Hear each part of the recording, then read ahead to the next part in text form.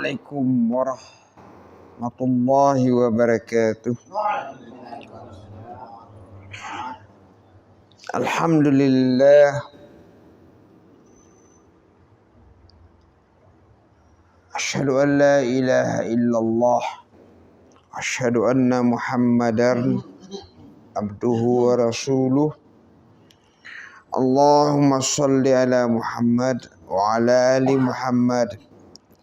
Kama sallaita ala Ibrahim wa ala ali Ibrahim fil alamin innaka Hamidum Majid. Amma ba'd. Malam hari ini sebenarnya yang akan memberi penyampaian materi ini Abah. Tapi karena saya nanti insyaallah minggu depan nggak hadir, saya bilang sama Abah, ganti aja Abah. Aku malam Sabtu yang akan datang mau pergi ke mana? Mau pergi ke Surakarta. Surakarta ya. Ya. Jadi ya ittifaq malam hari ini saya ganti Abah. Nanti malam Sabtu yang akan datang Abah ganti aku gitu. Ya. Pada malam hari ini kita berbicara tentang adab kepada Allah. Adab kepada Allah. Kata-kata kalimat adab itu dia terdiri dari kata-kata, diambil dari kalimat bahasa Arab sendiri. Adaba yu'addibu ta'diban, mendidik, mengasuh. Mendidik maknanya itu dengan bentuk sopan santun, tata cara, tata krama. Beda dengan akhlak. Kalimat adab itu beda dengan akhlak. Coba saudara perhatikan, Masya Allah, dalam kita kenal dengan Pancasila di negeri kita ini, itu mempergunakan kalimat adab. Adil dan beradab. Tidak adil berakhlak, tapi adil dan beradab. Coba adil dan pakai dan beradab. Adil dan beradab. Masya Allah ya. Adil itu jelas Al-Quran yang punya. Adab itu Islam juga yang punya. Kalimat kata-kataan itu ya. Jadi adab yang pertama makhluk kita kepada Allah itu adalah mentauhidkan Allah. Tauhid. Yang pertama tauhid. Tauhid itu diambil dari kalimat ahada. Ya. Dia dirubah menjadi fiil wahada yuwahidu tauhidan. Jadi mengesahkan Allah. Dalam bahasa Inggris dinamakan unity, satu-satunya. Itu namanya tauhid. Ya. Jadi kata-kata tauhid itu satu-satunya yang berperan di dalam alam ini hanya siapa? Hanya Allah. Hanya Allah. Allah tidak berbagi kepada yang lainnya. Tidak membelah diri. Tidak terjadi pembelahan di diri. Itu yang pertama. Nah, yang kedua, ya, Ta'at. At-ta'ah. Nanti kita perinci satu-satu nanti. At-ta'ah itu bermakna dengan kalimat sami'na wa ata'na.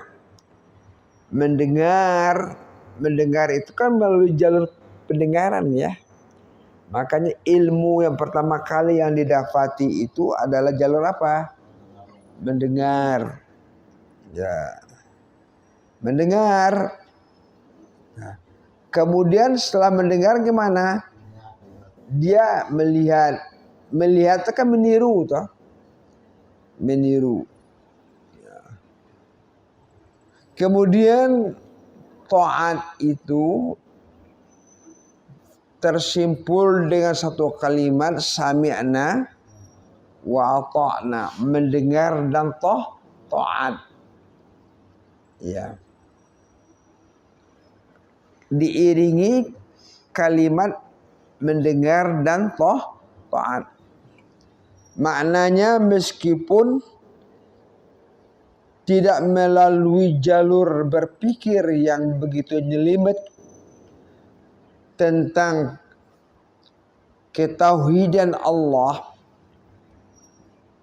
tapi dengan bukti-bukti yang ada, dalil-dalil burhan yang terpapar di hadapan alam jagat ini, ya, bisa disimpulkan bahwasanya ya, kesatuan yang ada pada alam ini yang mengatur hanya siapa? Allah. Itu yang harus kita pahami. Ya. Jadi kalau kita berbicara tauhid, lawan daripada tauhid itu kan bersekutu toh. Adalah musyrik.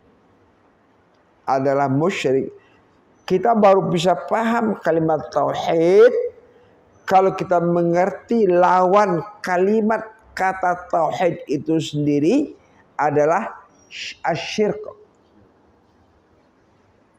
Kalau kita berbicara syirik, kata-kata syirik itu pun telah dijadikan oleh bahasa Indonesia ya, syarikat. Ya. Artinya bersama-sama. Perusahaan bersama-sama. Jadi semua yang ada dalam perusahaan itu ada asetnya. Jelas bahwa teman mempunyai aset pada barang tersebut. Itu dinamakan perusahaan atau perserikatan. Artinya perserikatan itu adalah ditanganin oleh beberapa unsur-unsur manusia yang mempunyai sistem tersendiri. Itu dinamakan perserikatan. Tidak boleh orang sendiri. Kalau sendiri tauhid toh. Kalau musyrik bersama-sama. Suatu pekerjaan itu tidak akan selesai kalau tidak berat sama dijinjing, dipikul, kalau ringan sama dijinjing. Kata kebersamaan itulah dinamakan syirik. Paham tak? Kalau tauhid mah enggak. Tidak membutuhkan yang lain. Tidak perlu yang lain. Hanya biadikal khair. Hanya yang menilai kebaikan itu hanya tangan Allah. Hanya Allah yang bisa menilai sesuatu itu baik atau buruk. Tentu menurut baiknya menurut Allah, bukan baiknya menurut manusia. Ini menurut ilmunya Allah. Makanya setelah tauhid itu adab yang pertama harus diiringi adab yang kedua yang dinamakan ta'at. Bukalah tauhid kalau tidak diiringi dengan taat. Ya. Kemudian saudara, tauhid itu sering kita dengar berbeda dengan ilmu kalam, dengan ilmu tauhid itu lain. Malah kadang-kadang ilmu tauhid itu dijadikan ilmu, padahal ya tauhid itu bukan ilmu, tapi dia keyakinan. Kan ada pelajaran, apa pelajaran hari ini? Ilmu tauhid, kata. Dia hanya sebatas mendapat ilmu, belum tentu dia bertauhid. Pahamnya? Tapi yang diinginkan tauhid itu meyakinkan. Kata-kata yakin itu mengitqankan. Ya, jelas saudara perbedaan antara ilmu tauhid dengan tauhid itu sendiri. Ya. Tanpa dipelajari ilmu tauhid, orang bisa mendapat tauhid. Tambah sekolah tinggi, Pak. Betapa banyak sekolah-sekolah yang katakanlah sekarang ini dinamakan sekolah teologi. Sekolah yang berbicara tentang ada jurusan usuluddin. Nah, usul itu kan pokok-pokok. Ad-din itu kan dinullah. Jadi ya asli pada usul itu aslun. Jamaknya usul, maknanya aslinya dinullah yang mana aslinya? Ya, itu bukan usuluddin. Dan belum tentu orang yang tamat dari mendapat gelar setelah dia kuliah, mendapat titel segala macam panggilan yang disematkan pada dirinya itu dia bertauhid, tidak. Jelas, karena tauhid itu membutuhkan apa tadi? Keyakinan. Tentu kita butuh contoh. Mana contohnya? Tauhid itu membutuhkan keyakinan. Kita kenal dengan sirah kisahnya Bilal bin Rabah. Dia tidak mengerti dengan tulis huruf. Karena dia seorang budak. Bukan orang terpandang, Pak. Bilal bin Rabah. Kalau Abu Sufyan terpandang. Termasuk Abu Lahab, Abu segala macam tuh. Itu orang ningrat. Tapi Bilal bin Rabah status sosialnya sangat rendah. Tapi dia meyakinkan tentang apa? Keesaan Allah. Makanya yang diucapkan kalimat waktu dia disiksa oleh majikannya itu dengan kalimat apa? Ahad. Tauhid deh. Enggak disebut dengan kalimatnya lain. Enggak disebut dengan kalimat Allah. Karena pengetahuannya tentang ketuhanan itu hanya satu-satunya, itu adalah Allah. Itu aja ahad. Enggak disebut Allah enggak, tapi ahad. Karena kalimat ahad itu ada di dalam surah apa? Al-Ikhlas. Qul huwallahu ahad. Satu-satunya yang mengatur alam ini adalah Allah yang ahad. Itu dikatakan tauhid. Maka nilai surah Al-Ikhlas itu dikomentarin oleh Rasulullah, ya. Thuluthul Quran. Sepertiganya Quran itu adalah surah. Apa makna sulusul Quran? Artinya kalau dibagi persentasi, bahwasanya sepertiga menjadi berapa? Satu, ya. Yang sepertiganya lain, seluruh yang sepertiga itu adalah isi Quran ini adalah mentauhidkan Allah. azza wa jalla tabaraka wa ta'ala. Ya, ada yang mengamalkan saudara para sahabat. Itu aja yang dibaca. Qul ahad. Apa enggak ada ayat yang selain daripada itu? Ya. Selain daripada itu kan banyak Quran kan. Tapi dia melihat nilai yang ada pada surah Al-Ikhlas itu sendiri. Maka dia dikatakan Al-Ikhlas khalis, bersih, bening, tidak terkontaminasi dengan yang lain itu ikhlas. Kata-kata ikhlas itu wa ma umiru illa liya'budullaha mukhlisina lahuddin. Nah, perintah Allah nih. Satu perintah cuma satu aja. Dalam melaksanakan ini, dinullah harus berbicara dengan ikhlas. Makanya ikhlas itu dirunut di mana sumber ikhlas. Ikhlas itu adalah amal apa? Amal batin. Amal ini nih. Bukan amal bibir, Pak.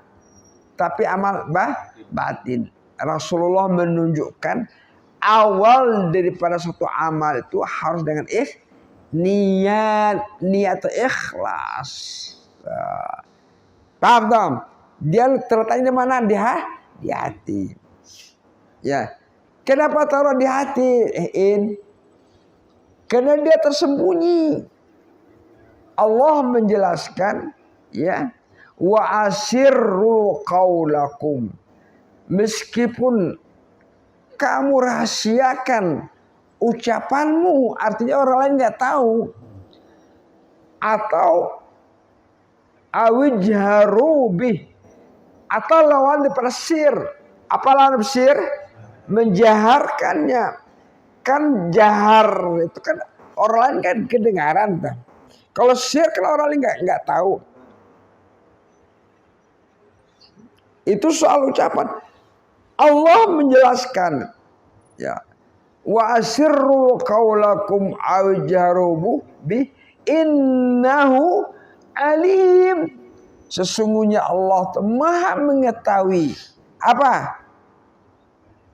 Inna alimun bi dzatis, apa yang dimiliki oleh hati, sudur, bukan kalbi, Pak, tapi sudur. Dalam dada, di dalam dada itu ada jadi kata sudur tuh sanubari, tinggi itu sanu puadi, hati yang begitu dalam. Itu dinamakan sudur. Jelas Bapak Rahman. Ya. Nah, ini yang harus kita kembalikan, kita pemahaman umat Islam ini terhadap rancunya kehidupan beragama itu.